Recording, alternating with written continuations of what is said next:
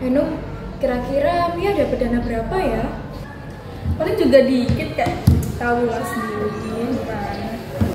Tapi kalau misalnya banyak, gimana? Bonus. Kan siapa tahu gitu, ibu dosennya perhatian sama kita, kali ini kita dikasih dana banyak, nggak kayak biasanya. Wah, lumayan ya tahun ini dana kita dapat 5 juta. Guys, aku udah dapet nih dananya. Berapa nih? Coba tebak dapat berapa? Paling 2 juta nggak sih? Salah besar.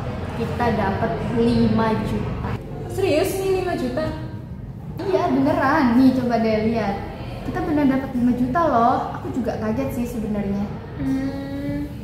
Lumayan nggak sih? Kalau gitu kan kita bisa buat beli kebutuhan yang kemarin kita harus itu.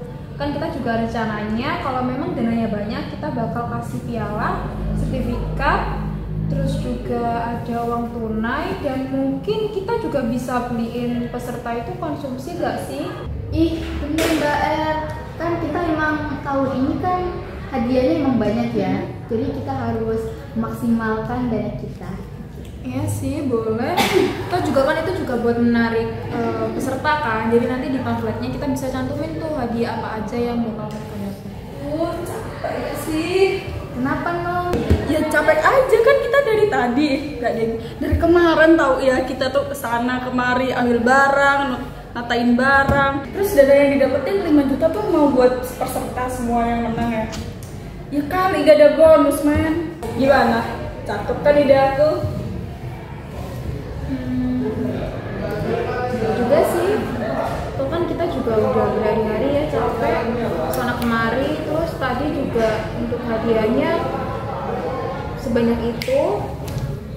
Ya udah, kalau apa nanti kita cari cara lain aja. Gitu dong, ini seharusnya tuh hak kita. Kalian nggak takut? Ya nggak akan ada yang tahu sih. Kalau menurut aku, kita juga kan kita udah bekerja berhari-hari, kita udah kesana kemari, pasti kamu kan juga capek cari-cari ibu dosennya. Nggak apa lah, lagi juga nggak ada yang tahu kok. Dan nanti kan kita bisa cari piala yang mau budget aja tapi bagus, banyak kok di Shopee atau gimana gitu.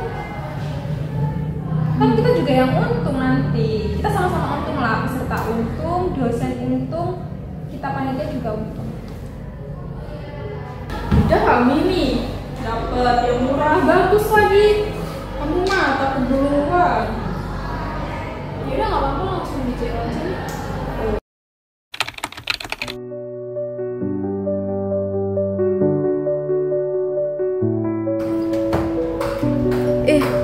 Dia apaan nih?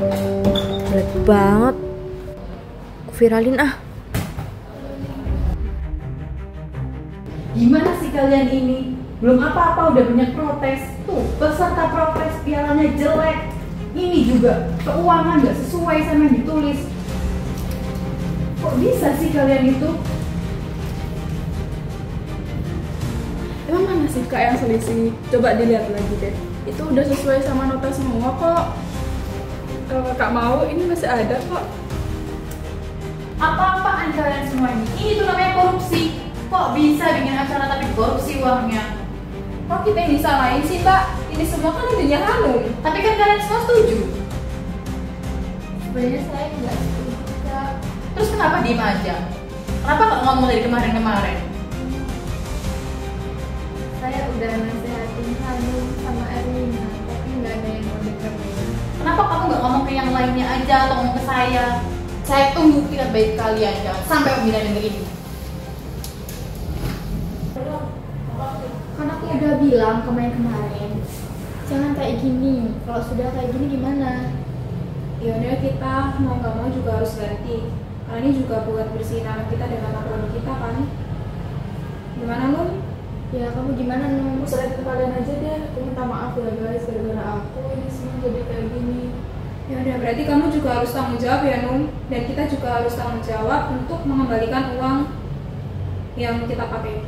Yaudah nanti kita bareng-bareng ke kakak April buat minta maaf, terus kita juga serahin uang yang udah kita ambil. Ya udah.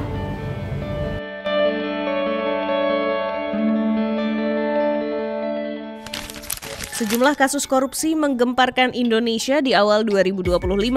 Kasus-kasus korupsi yang diduga merugikan negara hingga triliun rupiah itu menyita perhatian hingga memicu amarah publik. Berikut beberapa kasus korupsi yang ditangani oleh Kejaksaan Agung maupun Komisi Pemberantasan Korupsi. 1. Dugaan korupsi di subholding Pertamina. 2. Dugaan korupsi di LPI. Kalau korupsi terjadi di berbagai sektor, energi, lahan, sampai keuangan. Pertanyaannya, bisa nggak sih rantai korupsi di Indonesia putus? Peneliti Pusat Studi Anti Korupsi di Universitas Mula Warman Herdiansyah Hamzah bilang hal ini sebetulnya bisa dilakukan lewat mekanisme hukum. Salah satunya lewat Undang-Undang Perampasan Aset, yang sayangnya enggak kunjung disahkan. Problemnya kemudian adalah kenapa rancangan undang-undang ini itu dibiarkan mengambang ya, atau dibiarkan menggantung bahkan hampir selama 20 tahun ya. Ya kita bisa tebak dalam kacamata politik hukum kenapa kemudian rancangan undang-undang ini digantung hampir selama 20 tahun. Karena ada kekhawatiran ya, ada ketakutan pembentuk undang-undang dalam hal ini DPR dan pemerintah, kalaulah kemudian rancangan undang-undang perampasan aset ini diketuk palu, maka yang akan disasar pertama kali ya jelas mereka gitu ya. Karena memang kalau berdasarkan data ya tingkat korupsi yang paling besar dilakukan ya anggota-anggota DPR dan pemerintah sendiri. Herdiansyah menjelaskan, RUU Perampasan Aset penting karena di dalamnya mengatur mekanisme non-conviction base, yakni mekanisme perampasan aset tanpa proses putusan peradilan terlebih dahulu. Selain itu, ada illicit enrichment yang merujuk pada kondisi saat harta kekayaan penyelenggara negara mengalami peningkatan secara nggak wajar, maka itu bisa dirampas oleh negara.